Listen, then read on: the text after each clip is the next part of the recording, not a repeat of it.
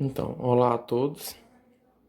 Eu vou fazer agora uma demonstração de a força que se aplica a uma represa, né? Que é na área de força hidrostática sobre superfícies, onde de conhecimento prévio você já deve saber questão de força, pressão, teorema de Steven, né?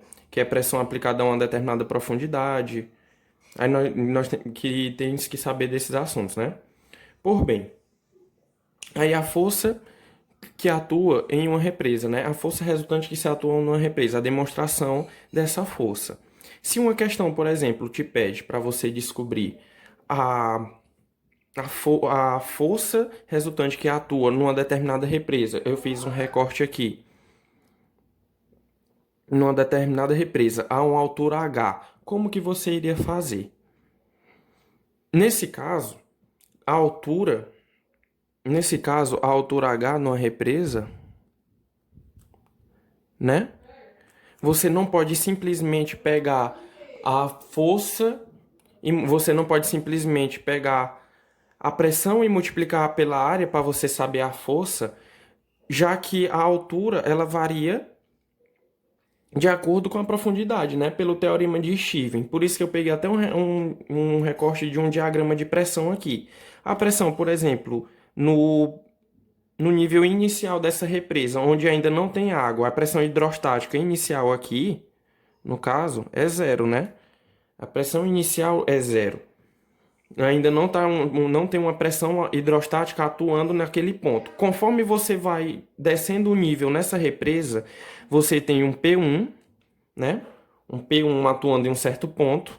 Aí, quanto mais você vai descendo, você tem pressões maiores. Você tem um P2, tem um P3, até chegar a um P final, né? Até chegar a um P final, onde vai ser calculado pelo μ, ou seja, pela densidade absoluta do líquido, pela gravidade e por essa altura H no fundo da represa, né? Essa pressão é a maior.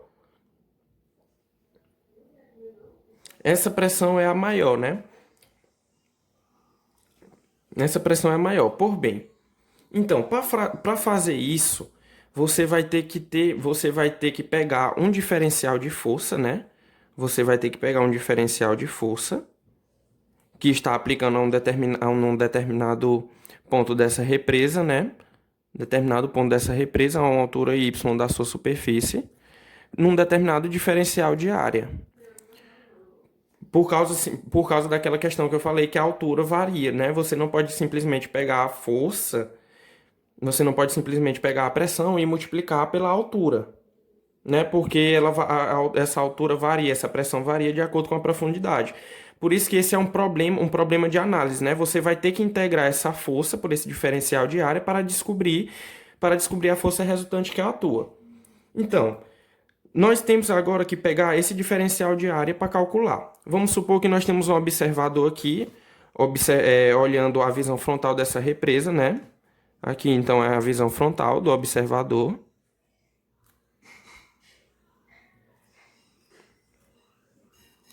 É a visão frontal do observador, né? Que no caso é essa visão aqui, onde nós sabemos que é a altura H da represa por a sua altura, ou por a sua largura, né? Por a sua largura L.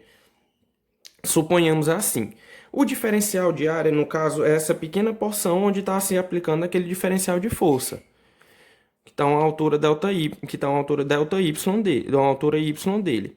Esse diferencial de área, então, esse diferencial de altura aqui é dy, né? Por bem, aí pegamos isso. A área, nesse caso, então, vai ser o quê? A área vai se dar pelo quê? Pela altura multiplicado pela largura dessa represa, né? Pela largura dessa represa, né? Então, então, vai ser o L, ou a largura que se mantém, né? A largura que não varia, pela variação do dy, né? Onde nós estamos querendo pegar o diferencial de área, onde está atuando o diferencial de força, né? Então, o dy. Então, o dy, né? Por bem. Agora sim, aí nós sabemos que a força é igual à pressão pela área, né? Então, o diferencial de força vai ser igual à pressão pelo diferencial de área. Agora sim, aí o diferencial de força, então, né? Então, nosso diferencial de força vai ser igual à pressão ali, o μ, então, o μ, o G, né? A densidade absoluta, o G, a altura Y que nós temos até o ponto de aplicação daquela força, pelo nosso diferencial de área, né? Qual é o nosso diferencial de área? Foi o que nós justamente o que nós pegamos aqui. Nosso diferencial de área é o L dy. Aí, por ser um problema de análise, nós vamos integrar as duas expressões, né? Por ser um problema de análise, nós vamos integrar as duas expressões. Integrando isso vai ser de um ponto de aplicação de força, um ponto de aplicação de força nula, né? Até a força F desse diferencial de força, né? No caso aqui está variando y, então vai ser a integral de 1,0, vai ser a integral da altura 0, né? Na parte da superfície da represa até a altura h, né? Até a altura h. Então vai de 0 até h, né? Mi do mi, g, l, y, dy. Por bem, né?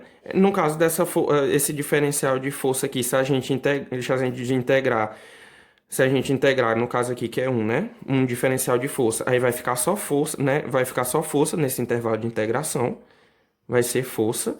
Então essa força vai ser igual. Aí o μ, o g e o l, que são constantes, né? Eles não vão variar, eles podem passar para fora da integral, né? O μ, o g e o l, eles podem passar para fora da integral, né? Aí vai ficar só a integral de 0 até h, nesse limite de integração, de y dy. Agora ficou simples, né? Então a força...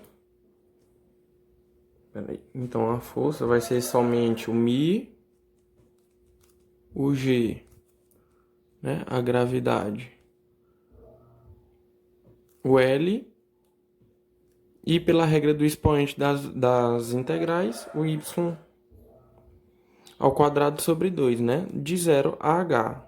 O zero é nulo, então a nossa força sobre a represa, então a força resultante sobre a represa vai ser simplesmente o μ, ou seja, a densidade absoluta do líquido, a gravidade terrestre, pela largura dessa represa, né?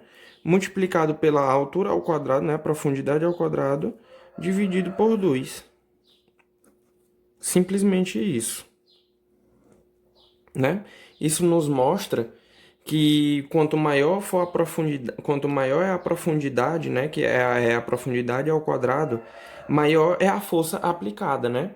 O que nos incita também que quanto mais profunda é a represa, como nós vimos lá, quanto mais para a profundidade da represa, mais espessa ela é, né? Maior sua espessura, que é para suportar essas pressões, essas forças nessas altitudes mais baixas, nessas profundidades mais baixas.